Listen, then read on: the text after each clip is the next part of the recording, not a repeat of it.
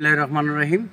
আমি বাংলাদেশ জাতীয়তাবাদী সংগ্রাম দলের প্রতিষ্ঠাতা সভাপতি প্রধানমন্ত্রী দেশনেত্রী বেগম খালেদা জিয়া, বিএনপির ভারপ্রাপ্ত চেয়ারম্যান জনাব তারেক রহমানের পক্ষ থেকে সংগ্রাম দেশের বাহিরে যারা আছেন প্রত্যেককে জানাচ্ছি ঈদের শুভেচ্ছা ও অভিনন্দন। আপনারা জানেন যে বাংলাদেশের তিনবারের প্রধানমন্ত্রী দেশনেত্রী বেগম খালেদা জিয়া অসুস্থ, তিনি চিকিৎসাধীন অবস্থায় দেশের বাহিরে আছেন।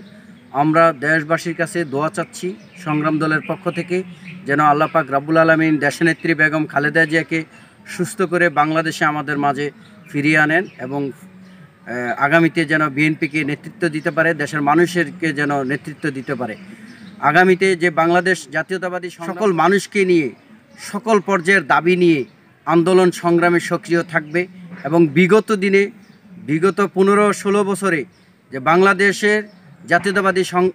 জাতীয়তাবাদী দলের যে আন্দোলন সংগ্রাম ছিল, সেই সংগ্রামে বাংলাদেশ জাতীয়তাবাদী সংগ্রাম দল ভূমিকা পালন, দেশের মানুষের অধিকারের জন্য, দেশের ভোটাধিকারের জন্য,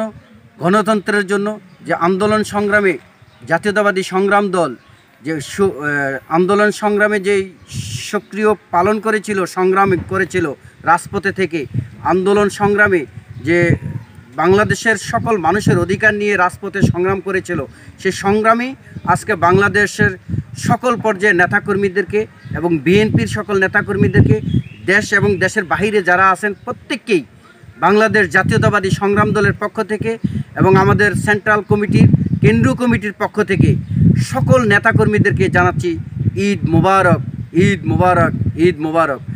বিশেষ করে আমি আমার এলাকা জন্মস্থান কুমিল্লা দেবিদ্বার থানায়, দেবিদ্বারের সকল প্রাণপ্রিয় মানুষকে আমি জানাচ্ছি আমার ব্যক্তিগত পক্ষ থেকে, জাতীয়তাবাদী দলের প্রধান যিনি চেয়ারপারসন দেশনেত্রী বেগম খালেদা জিয়া, বিএনপির ভারপ্রাপ্ত চেয়ারম্যান জনাব তারেক রহমানের পক্ষ থেকে দেবিদ্বারবাসীকে জানাচ্ছি শুভেচ্ছা অভিনন্দন। ঈদ মুবারক, ঈদ মুবারক।